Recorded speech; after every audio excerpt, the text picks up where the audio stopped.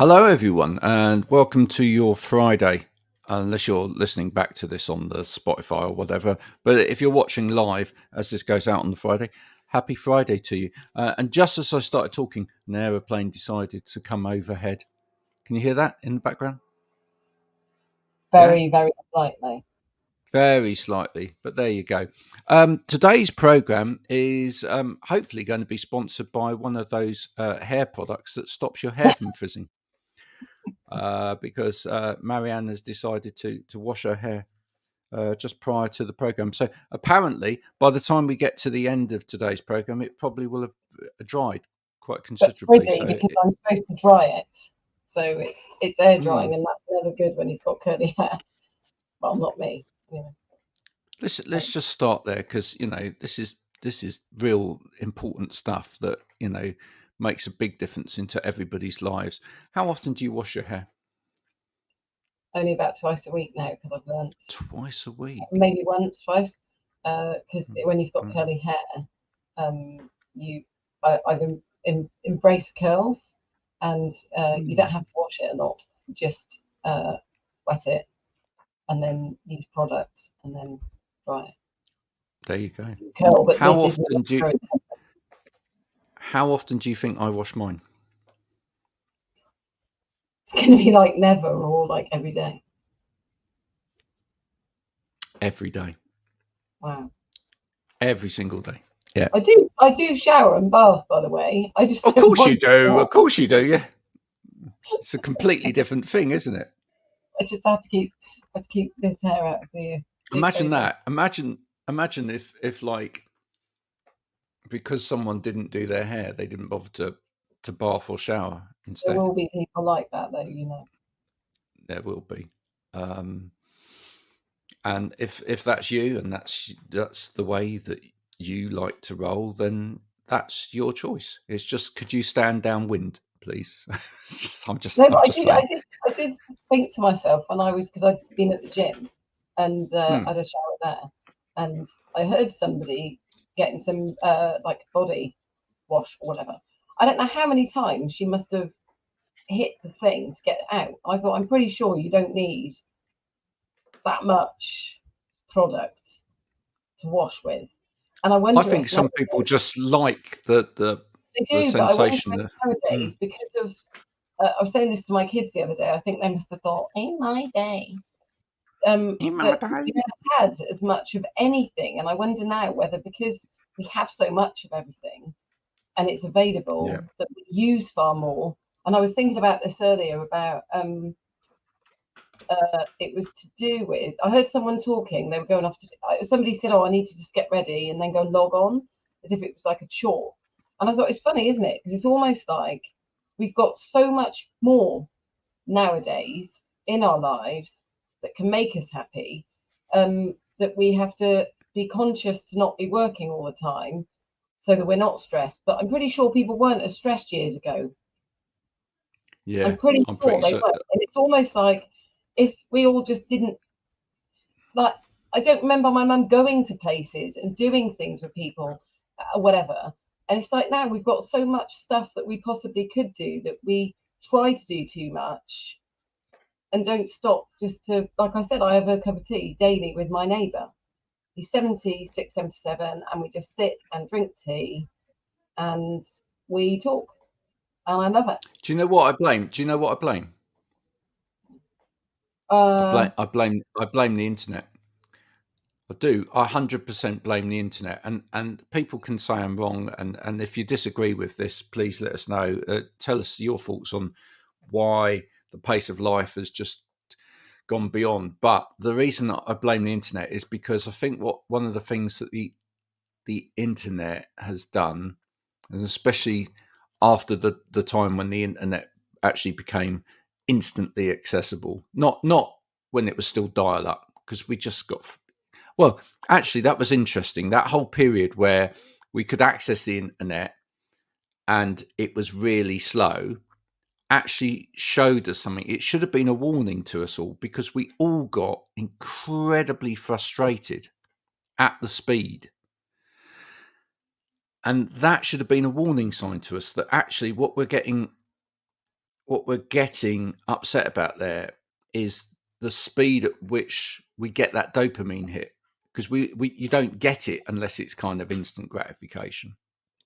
But the reason that I think the internet has played a part in this, in terms of work, it's sped up all processes of communication, all processes of work, etc. So I think, despite the fact that we're constantly now trying to find ways of working smart and using technology to work smart, actually all that's tending to do is play into a process of actually being able to say, well, we can do twice as much work in half the amount of time. So that's why loads of people are burning out, because actually people are looking at their people at work and going, well, yeah, but you should be able to do that in 20 minutes because you've got this tool and that tool and whatever. And people are like, and we're not giving people time to think. This is one of my big things, Yeah. right? I'd love to go into like leadership coaching and stuff, because I just think I listen to some of these people and I think, do you not understand this stuff? People are not being given time, because you have to process stuff. But also, you and I, yesterday we had a conversation about this, that I do what I do. I don't mean it's my business, but it's my business, and Yeah. you support me with things. And it's really funny because it's almost like I apologise to you. I apologise to you if I'm not going to be available because I'm doing something that's not work. But I said to you that you and I, it's funny because August is notoriously quiet for me, which isn't good when you've got ADHD and you're trying to plan and stuff like that. And yet for you, you were saying, "Oh God, people always want me." Whereas my work goes in fits and starts. Whereas for you, so you often get people wanting stuff like, the sort of right now sort of thing. Whereas actually, I often sit back and I look on particularly LinkedIn, but and I see that people are constantly listing all the things they've done in a day and all the things they need to do, and all these contracts they've got and all of this. And I sit there sometimes and I think, oh, I just want to do good training. That's all I want to, I don't, that's what I want. And it just feels as if people are constantly chasing, and almost losing sight of why. I see other people saying, "Oh, I've grown so big now. I've got to take on freelancers. Desperate for freelancers." And I don't know. Something just doesn't sit well with me about it all. It just seems as if people want more and more, and yet, I've just, which we'll talk about, written something that will today be sorted. And I said to somebody yesterday, I feel really pleased about it, but it's almost like I can't, because I know that the next step is fighting through everybody else to get that seen, because everybody's shouting about everything that they do, shouting to get heard, but often not holding each other's hands to get heard and seen. Yeah. Well, yeah, you're absolutely right. And that's my other bit to this whole equation, which is, I think you got it, nail on the head, spot on, which is that the reason that technology and the internet in particular has done all of this is because we can now see, and some of it's not even real, and I'd really want to come on to that, but we can now see what supposedly everybody else is doing. We never had that transparency before, right? So in the past, I'd sit in my office and I'd do stuff, etc. And Joe Blogs would be over there, and Kathy Blogs would be over there, and them would be over there doing their stuff in their offices, and I'd only know what they were doing if I picked up the telephone and talked to them, or if I got out and I walked down the road and I saw them, right? And then I would know what they're doing. But now I know what everybody is doing all the time, because it's completely in my face. And because we know what everybody else is doing, we think, yes, or we think we know what they're doing. We think we don't measure up unless we're doing the same.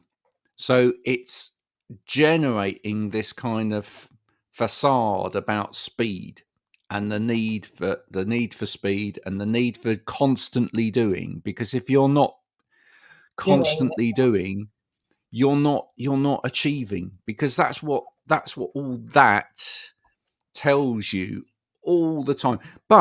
And here's the really weird rub of this, right? Some people have realized that all of this doing causes people burnout and stuff, and you know, and doesn't really help them with their mental health and all of that. So now they're coaching on that to help you. And one of the things they tell you to do is they tell you to slow down, right? This is kind of weird, because they're telling you to slow down. They're telling you to slow down, but in reality, you're still seeing that everybody else is running fast. So everybody's running fast. You've got to slow down. You've then got to try and work out how you slow down whilst running fast. And in a way, even that causes a problem, because it almost seems like a paradox. It seems like an oxymoron. How do I go faster when I'm trying to go slower? How can I have more this thing that's called work-life balance or work-life integration or whatever, when I'm actually meant to be building my business? So you've got so many voices that are kind of contradicting each other, that people are just, their minds are being blown. But I think a lot of that, the problem there is, if you think about relationships as well, you can do everything that you can do, friendships, romantic ones, whatever it is, doesn't really matter, and work ones. You can do everything that you can do on yourself. But if everybody around you isn't, I'm going to say, playing the same game, because it feels like that a lot of the time. So like we said about the slowing down and everything else, and I shared something very personal about how I felt the other day on LinkedIn, and it was me saying, why can't everyone just be themselves? Why has everybody got to put this front on? Why that then gets more likes and connections and follows and all this kind of stuff? Why can't we just sort of just all support each other and look a little bit more, not just go in for the person that looks the most popular? Actually use your mind and like what you really like, and think about what that person's doing, not following everybody else just because that's what everyone else is doing. Because quite often I sit there, particularly with what I do, and I think, wow, I look around very frequently and I roll my eyes and I shake my head, because I just think, what's happened to the world? Why can't people just seem to think for themselves? Why can't, quite often I think, why did you do that? They won't actually know why they did it. They won't actually know why they did it. I'll tell you why. I'll tell you why. Bah. Sheep. People are sheep. Too many people these days are sheep. It kind of brings me back to my post this morning, which was about a simple little thing, which is that, some people, when they go to a restaurant or whatever, or even at a bar, they go, I have what they're having. Why? And I just thought about that saying this morning. I was thinking, why do people do that? Why do they just go, and there could be a myriad of different reasons, right? There can be positive reasons why someone copies somebody else, and there can be a lot of negative reasons why somebody copies somebody else, right? And the positive things could just be like they want to mirror that person, they want to show an appreciation of that person. They actually are so kind of close and in simpatico to that person that they they've kind of got the same energy, they've got the same taste, they've got the same whatever, and that's why that happens. But it could just be like they want to look cool in front of that person. They don't actually know what they should be ordering. They don't understand the menu, etc. They can't even read the menu. They feel a fool to actually ask and say, well, actually, I don't really know what any of this is.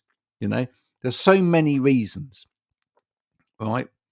And I was just trying to then relate it back to things like social media. And I was saying that you are a fool if you don't think that, and this kind of bringing it onto the kind of pseudo-ness, etc. You are a fool if you don't think that people that are really great at social media do not look at what you're doing and look at the best of what you're doing and go, actually, I can copy that. I can copy that. I can create my own illusion of that and put it back out over there.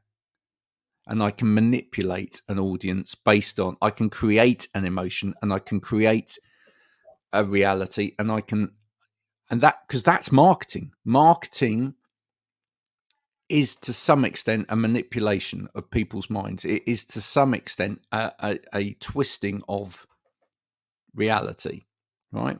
And anyone that thinks, oh no, it's not, it's all authentic, it's not, because people are trying to sell stuff, right? And some of those people in that game, etc., are trying to play the game. They are twisting, they are making stuff up, they are utilizing stories. I watched a great program on it on TV, about artisanal brands.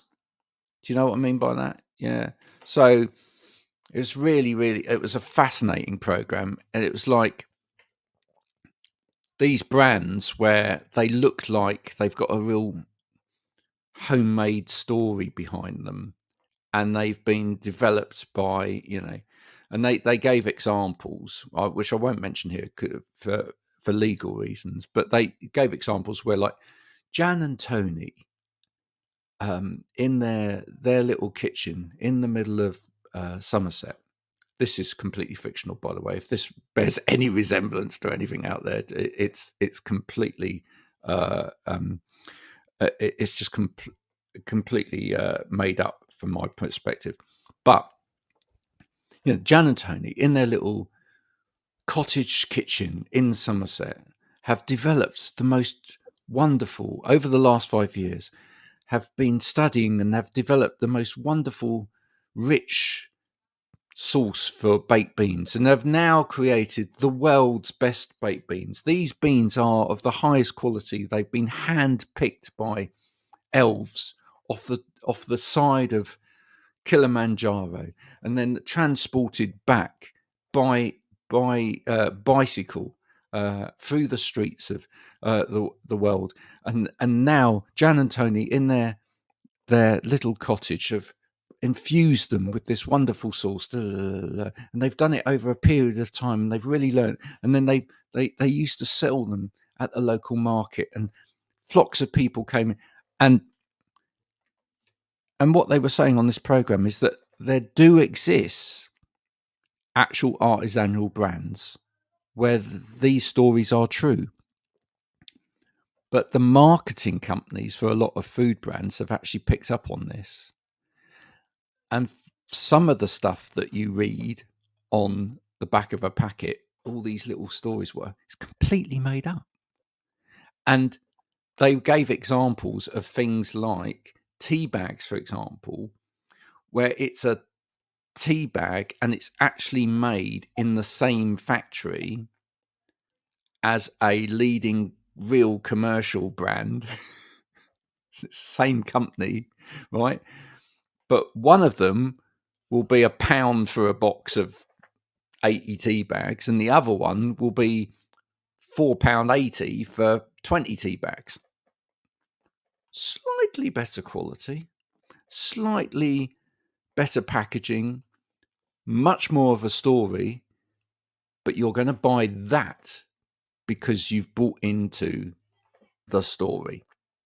And that's a classic example of where marketing can take authenticity and create another version of that authenticity and put it out over there. And I see it on LinkedIn day in, day out. And sorry, go on. No, and all I was going to say, Marianne, is the reason people don't see it is because they only look at snapshots. right? If you want to see authenticity, if you want to see the truth, you need to look all the time. You need to, which most people haven't got time to do, but you need to look and follow the stories through. Because I'm telling you now, when and I've said this story before, but I don't think I've said it on here. When on day one you see, oh, my business isn't doing so well. Oh, I'm really struggling. You know, it's I'm having a hard time at the moment. You know, the real emotional thing. Right on day one of the week, yeah. You know, tell me what it's like for you out there, because you know we should all stand together. And then 2 days later, you see, I'm having a 6-figure sum this month. Now, that's where what you've done is you've actually looked across, right? And when you start looking across at what people are putting out, and you see that, and then that, you go, I'll tell you what I can smell here, and it ain't baked beans. Do you know what I mean? And that's but then this is where I often think who is to blame, if you want to call it blame shifting. That, like, for me, I can't be anything other than honest about who I am and what I am. And the frustrating thing is that people that have the real stories, the little stories that are the real ones, don't get seen over the ones that are the fake small stories, if you see that you know, those sort of little stories. But I often think, gosh, I just want to shake people, because you know, quite often I'll, you know, put things out, I'll talk about what I'm doing, and you know, and then you can put something else out, or I look at other people putting things out and I think, what's wrong with people? What you know, but as you said, though, I know anybody knowing that they look at my content, they can look at who I am, what I am. And actually, you know, I always say, you know, the right people will eventually find me, and they'll know. I mean, I've had people watch me, seek me out, and they said, you know, they want someone that is authentic, because all too often people come back and say, oh, we had training by so and so, and I said, okay, what was it like? And you know, oh, well, it was online, or it was this and that. And I said, but the thing is, if you're going to pick off the shelf, you're going to get off the shelf. You can't have, you know, you know, but as I said, people can pick up the phone and speak to me, and that's when they know the difference, because they pick the phone up and it's not all just hot air, you know. So it is very frustrating when sometimes it feels like it doesn't. I sound like I'm defeated here, and it's not. There isn't actually anything you can do, because it's looking at you. It's just, you've got to be in it longer to just keep doing what you do. But exactly. I mean, when people are complaining that they can't have this or they don't have that, and you think, well, actually, right over here. But again, I think a lot of this is to do with, like, I think back to when I was a trainer for the local authority. We had a training department of social care, and we then trained anybody that had a contract. They would get trained as well. So we had these standards in place. And then what happened was, obviously, I had a baby, so the whole department fell apart. It didn't actually. It was because they said they didn't need me anymore because I had a baby. But they'd got rid of it, and most local authorities have. But I think now what I'm seeing is that you've got no standards anywhere. So you've got people doing things here, there, and everywhere with different commitment, different standards, because there isn't a standard. And when you don't have standards around, people are just going to do whatever they want. And I think what's ended up happening is, on a post yesterday, somebody shared about training, and about if you were a trainer, what training you had to have. And someone said with the NHS particular area, you had to have a training qualification. And I said, it's interesting, because in some places you do, some you don't. And you know what? In most cases, it's because nobody actually knows whether you should or shouldn't. And I know damn sure that if people were told you had to have it, there would be a budget for it. There would be one. There would be one. So and that's where the frustration is, that unless you have to have something, or unless everybody else is doing it, their hands go over the ears and the eyes are covered. And that's frustrating because you can say as much as I can say as much as I want, this is what you need because of X, Y, and Z reason. And a lot of this I blame people for not opening their eyes and just stopping and looking and not just being taken in by glitz and shine. You know, I do a music podcast, and I'm gonna segue that in slightly. Some people might look at me and go, "Well, Graham, you can say that, but then, you know, you work in the sector of social media to some extent. You know, it's part of my business, and you know, on something like LinkedIn, you've got a reasonable following, etc." I'll tell you now, I know, full stop, I could have had a much, much, much bigger following on social media had I chosen to play the game. Yeah, totally. Right? I totally understand the game. I really do understand the game. I am choosing not to play the game. And because I'm choosing not to play the game, I have to grow my network much slower than a lot of people that choose to play the game, right? And so I've got to where I've got to over the past 5.5 years by hard work and by graft, right? Because some people out there can put out one post a week or even one post a month and grow massively because they're playing the game. And I refuse to play the game, right? So I just want to start with that. But something I've learned from interviewing musicians over the last 3.5 years or so is because either I have spoken to some extremely successful musicians, but I've also speaking to a lot of musicians who are on their way on the journey, right? And they have to compete against all of this noise. But the one thing that you'll get with a lot of artists, true artists, right, who are loyal to the music first, right? So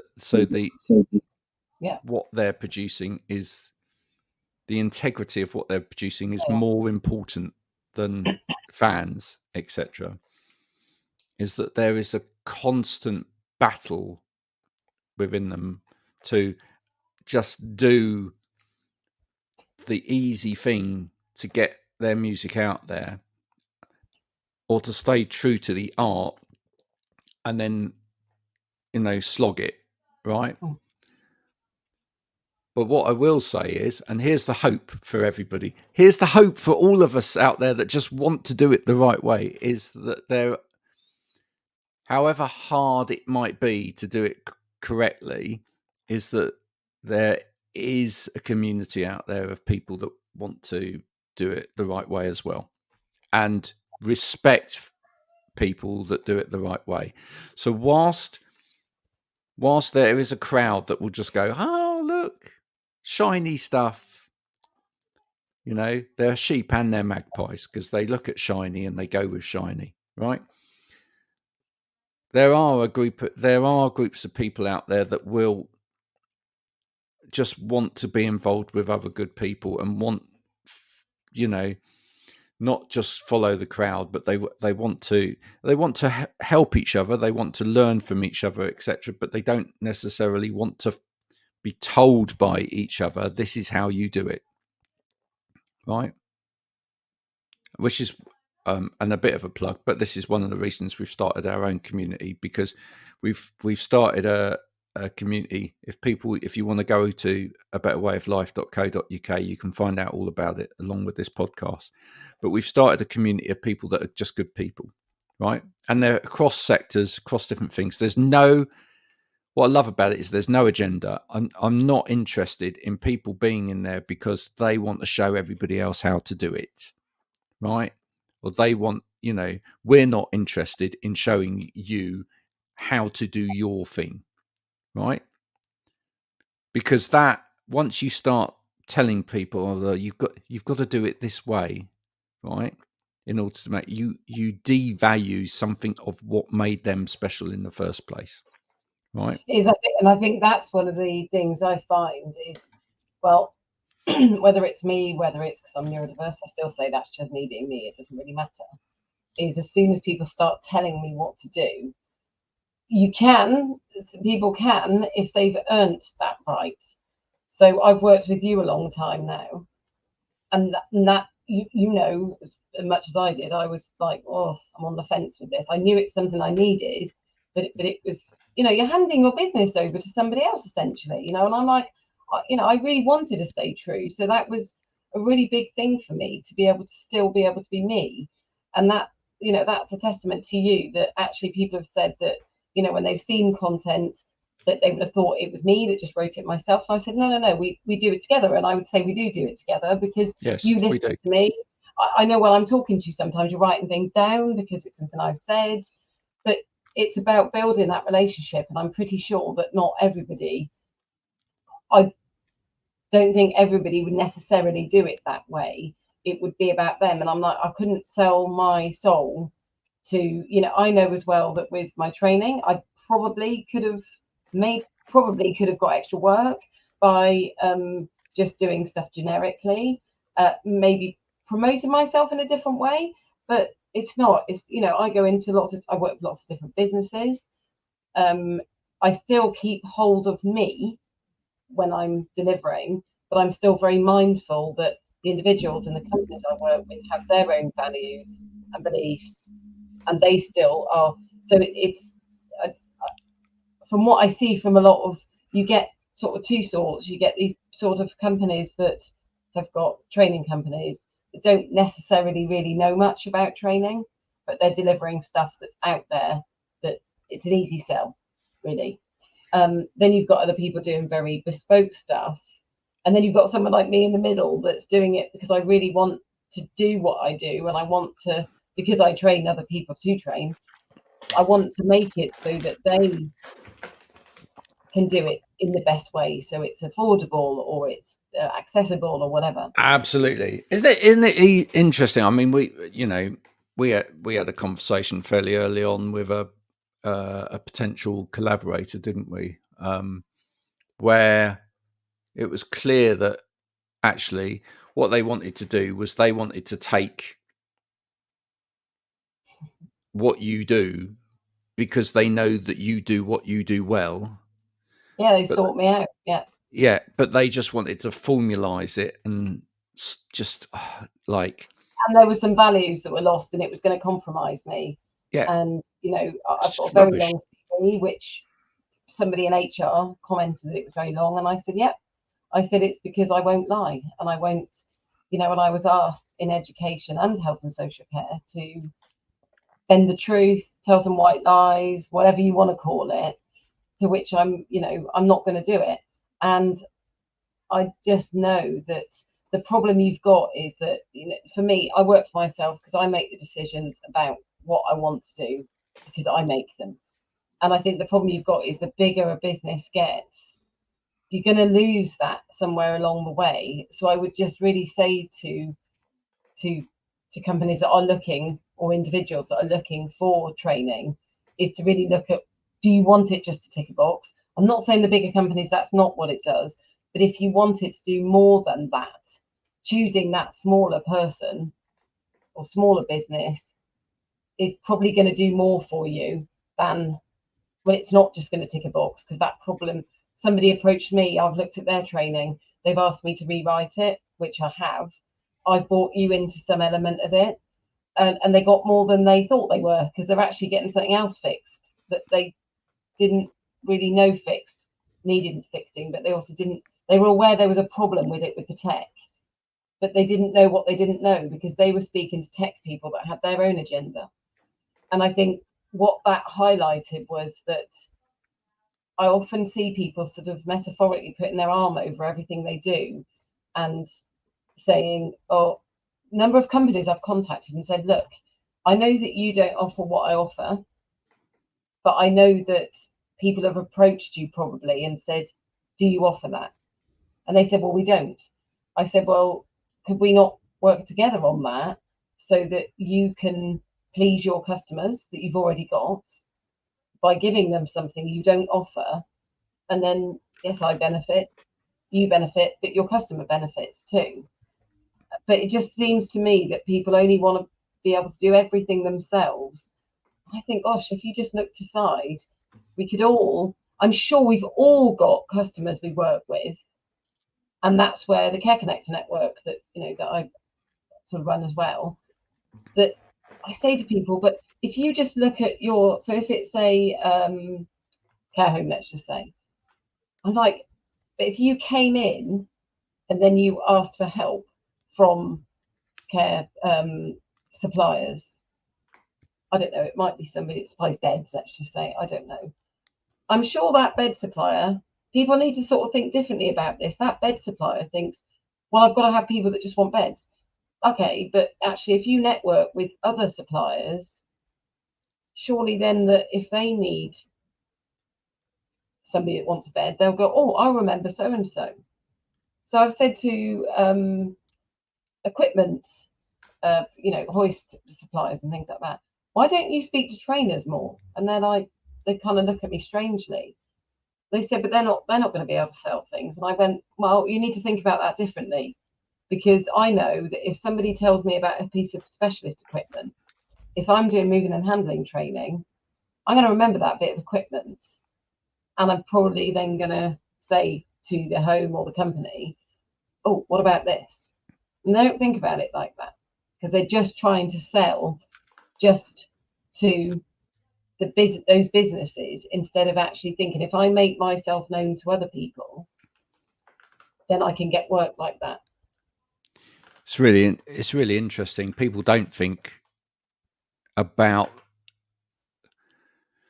the journey. They don't think about linking things up sensibly at all. They think about market in the wrong way. I mean, another good example of that, I'll bring it back to the music podcast again, was when I first started the music podcast. One of the things that I said to some of the PR companies that were introducing me to musicians was, I'm going to broadcast this on LinkedIn. And they were like, what? And I was like, yeah, I'm going to broadcast it on LinkedIn. I've got quite a big following on LinkedIn. I want to broadcast it on LinkedIn. And they were like, but LinkedIn's a business platform. And I went, you're kind of missing a point here, which is that LinkedIn might be a business platform, but it's also a platform of people that, if you look at all of the platforms, probably absorb longer form content better than any of the other platforms. You don't get people sitting on Instagram going, oh, I'm going to watch this for the next hour. No, right? So you've got an audience there that will watch longer form content more than other platforms, but B, I said to them, but also, if you think about the demographic that you want for a lot of this music, surely you want people that have actually got the money to buy physical format and go to gigs. Yeah. Well, what age group is that? Well, it's this. Okay. And I said, well, and that is the main demographic for LinkedIn. Now, they may be business people, but business people listen to music. Shock horror. Right? And they were like, I never thought about it like that. And you think, what is going on with you? What is going on with you? It's we live in this world where, like, people go, oh, the young people, if it's a young people thing, put it over there. Put it on TikTok. Put it on Instagram. Oh, it's a middle-aged. Put it on LinkedIn. It's a leadership thing. Put it on there. Not necessarily so. You've got to look at, have you got an audience on different platforms, right? Even, and I've just written about this as well, even, have you got the same audience on different platforms, but different, acting in a different way on different platforms, right? And by that I mean, right, you might have a CEO of a business who, and actually, to be fair, most CEOs don't even bother with social media; they're too busy. But you may have someone in management or a decision maker in a business, and the way that they cerebrally approach LinkedIn and come to LinkedIn and the kind of content that they're looking for on LinkedIn will be very different from how they want to use or look for content, maybe when they're sitting at home of an evening and just thumbing through TikTok or Instagram, right? Doesn't mean to say that you can't hit them in both areas, but you need to be thinking about what part of that person are you approaching on the different platforms, right? It's not the same part of that person. You know, the business person that's looking for a decent conversation or a decent article that they can potentially copy or use and or quote or whatever, where they come to it on LinkedIn, is not sitting there on Instagram whilst they're looking at, otters floating in the water looking cute, or Dutch hounds playing with a springy thing. They're not looking for, and now 2 hours of talking about the fiscal index. They're not looking for that on Instagram, right? But they might be looking for someone that just pops out and in 20 seconds goes boom with something around their industry that makes them go, wow, that's different. It might be that it has nothing to do with work, but that you capture their attention because you're hitting them with another part of their interest. And the amount of people that I've brought over to talking about business by talking to them first about music has been incredible. So, I think sometimes people, and especially marketers, kind of forget that people are actually multifaceted. If that's someone that trying to get in to the shop to talk to you about something, you can see that. Tell them to come in. We're now. Yeah, come in. Come on, you. I love it. All right, you're live on air. All right. So, what have you got to say for yourself? Firstly, What did you want? what did you want? Maybe the community can help you. What did you want? Oh, he's going to whisper now. What? Go to where? He's going somewhere. I don't know. I couldn't hear. I'm sure I'll get a message. You know what he wanted, Marianne? Yeah. A chocolate bar. I don't know. When he's going with his dad somewhere, which probably means he is going to get something. Which Yeah, probably something I'm going to frown upon. And probably something I'm going to frown upon. So if he whispers it, then obviously it doesn't hit quite so badly. But they are being very good. But I've just the holidays. I'm off to spend your money. I know. I don't know what it was. I've got your bank card, and I'm going out now, and I'm going to buy some toys with your bank details. I don't know what it was that he said. No, I find the whole being seen and all this kind of stuff, and I know that there's always this argument about LinkedIn police and what should you be, and I just think, why can't people just let them be themselves? I've seen this. I've heard quite a few people talk about it this week about and I always come in because people say it from a point of feeling shame. They overshare, the oversensitive or too sensitive and all this. And it's something I used to live with constantly. And my point being here, this is so sad because I bring it back round to training again. But now I say to people, well, let's just say you said to me, you wouldn't say this to me, but I don't think you're being oversensitive about that. My answer, I say to people now is, well, unless I was given a criteria about how I'm supposed to behave, I'm not actually aware that anybody has got a right to say that anybody is to anything, unless, you know, what they mean is actually what they actually mean. And actually, something happened to me last week, which it was upsetting momentarily. It would have fundamentally been very, very different for me 4 years ago before I was diagnosed. 4 years ago, before, not just before I was diagnosed, but before I learnt how to deal with my head, but I also learned how to deal with other people's heads, because actually it's not just about our own quite often. And that's the same as teaching. It's about getting into other people's heads and thinking about, and it's all about psychology. So when this particular, you know, thing happened, I actually stopped and I was able to think, this isn't really about you. The way this person reacted isn't actually really to do with you. It's to do with, you know, them. And I think once you get your head around that, but that's where we're back into the, that's good if we're all if we're all playing, you know, if we're all playing that game.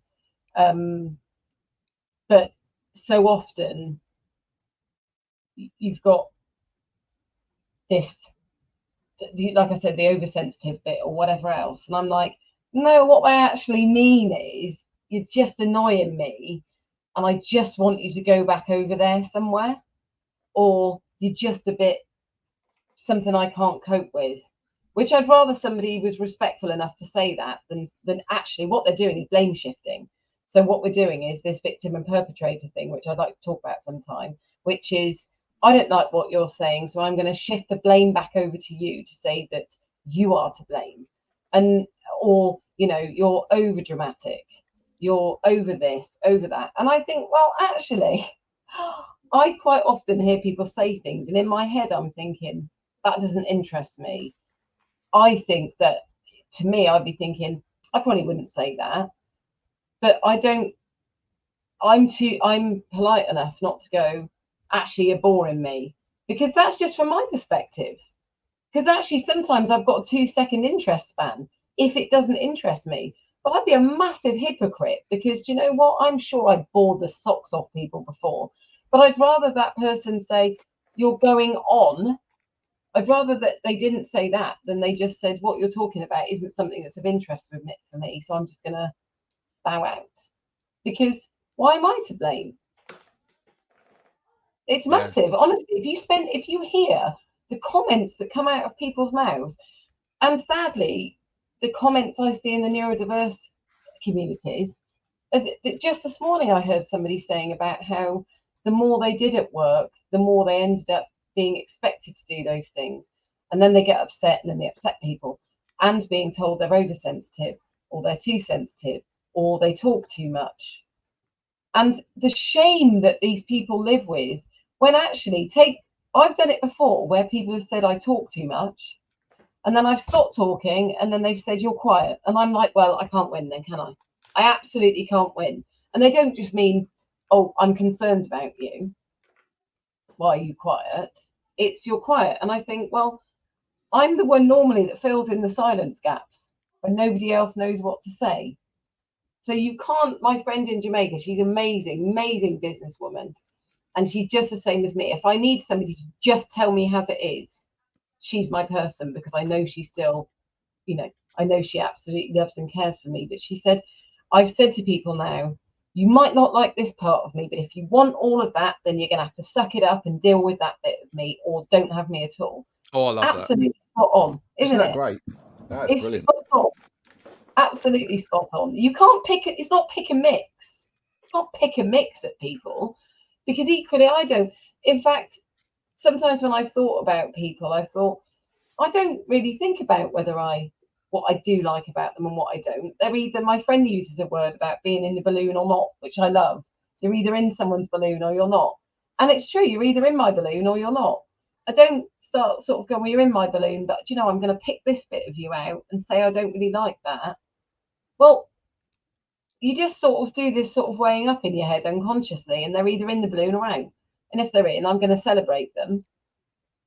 And if there's things about them that are less favourable, you just, you know. Yeah. We've gone through the gamut of it this morning. I think we've both had little rants, which is fantastic. That's always always good. And your hair's drying. Now, before we end today, and Marianne is very quickly in a minute going to talk about her new course which she's written and has now been approved by the accrediting body. So we're going to talk about that. And by the way, folks, again, I'm just going to mention it very quickly. If you want to join us all week long for more of this, you can do. You can join the A Better Way of Life support network. You just go to abetterwayoflife.co.uk, as it's kind of written on the screen there, and you can join us. It costs £10 a month, which isn't very much money at all. I might even send you one of these. Look at that. Nice little coaster. Or frisbee, depending on which way you look at it. I'm just very quickly going to give everybody as a bit of a little cerebral break, because that was quite heavy, all of that. Two little things. One is I've got to say thank you to Snail Mate for the t-shirt today. Look at this. They are. A very angry snail. I was going to say, is that tea? Yeah. Very angry snail. Because you haven't been growing lettuces this year. That's why. He's a very angry snail. And my album of the week, this is so random. It's got nothing to do with the rest of the conversation, but I just like to throw this in. I occasionally on this show just say what I've been listening to. My album of the week is, for all of you educated people out there, by English Teacher. There's a lovely drawing on the front. There is actually a very interesting mini story that goes behind all of this as well, which you can read if you go to Rough Trade. They've got a little pamphlet this month where you can actually read the published mini story that goes behind that. But this is the English Teacher album, which is called "This Could Be Texas," and it's marvelous. So there's some listening if you've never heard that before. And now, to end today, we're going to hear all about Marianne's new course. So take it away. Yeah. So this has been probably about 7 years in the making, or a lot of years in the thinking. When I was doing my market research without actually knowing that I really was. So what I saw from my years of freelancing was when I was delivering the AET, so the Award in Education and Training, was that there was a lot of people did that course, and I had lots of conversations with them, maybe about what they wanted to do, what they have done, and then I'd keep in touch with people. But what I saw was that particularly sort of down the line, or for people, so there was 3 sorts of people that I sort of highlighted that were on the course. So you had the people that were going to start their own businesses up. So they were experts in whatever it was, whether it's beauty or whatever it might be. Then you have people that were employed. They might have been trainers for quite some time and hadn't had the course. And then there was people that been, like I said, been doing training forever and a day. So what I was seeing down the line then was that the people would then contact me and say, Marianne, what should I do next? I want to do something else because I want to be better. What should I do? Should I do the level 4? Which it's quite a long course. It's like more expensive. There's quite a lot of assignments to do for that. So what I was seeing was that people that work in training, they're probably not going to have the time for that anyway. And actually bigger than that, it was that actually what they were going to do in there wasn't actually going to be a benefit. It wasn't going to be relevant necessarily what they were learning. So I was like, right, okay, with that in mind, I noticed there was a need in the market, not gap, but there was a need in the market. So what I did was I set 2, I took the level 4, stripped bits back of it, and took what was needed. And I've basically written something. It's a 9-unit course that can be taken in bits or it can be taken in its entirety, that actually hits the mark for people. So people that have been trainers for a long, long time, things have moved on, really good for them. There's other people who have been promoted. So they might be promoted to training manager, or they might be writing their own courses, and they'll be massively out of their depth if they've just got the AT. And then there's the people that are self-employed who probably don't have the money to get someone like me to write their training, but also they want to learn how to write their own courses. And so, yeah, I've done it for the people. I've done it for the trainers, because I'm one. And, you know, people think trainers make loads and loads of money. There's a lot of time that goes into it. So watch this space, because I'm literally just today getting the accreditation from Highfield. So I could have gone down other routes, but I've done it this way because you can be sure then that it's fit for purpose and it does what it says it will on the tin. Ron Seal. So there you are, folks. If you've previously done your petals, or you've previously done your AET level 3, maybe you've even done it as a bit of a tick box exercise within your organisation, and you thought, well, you know, there was a lot that was useful there, but I'm not actually necessarily applying that properly, and I want to learn how to apply what I've previously learned properly, and I want to take my training on to the next level. You want to become the best trainer you can possibly be, then this will be the course for you. And you can contact Marianne about the details, because it will be being made available. If you're an organisation, you've got a number of people that have already done their AET level 3. This again will be a really good thing to find out about. So again, contact Marianne about that. We have had a great conversation today. You've been a great audience. Thank you so much for listening. I can see you over there, Gerald. You need to just, that's it. It's gone now. That's brilliant.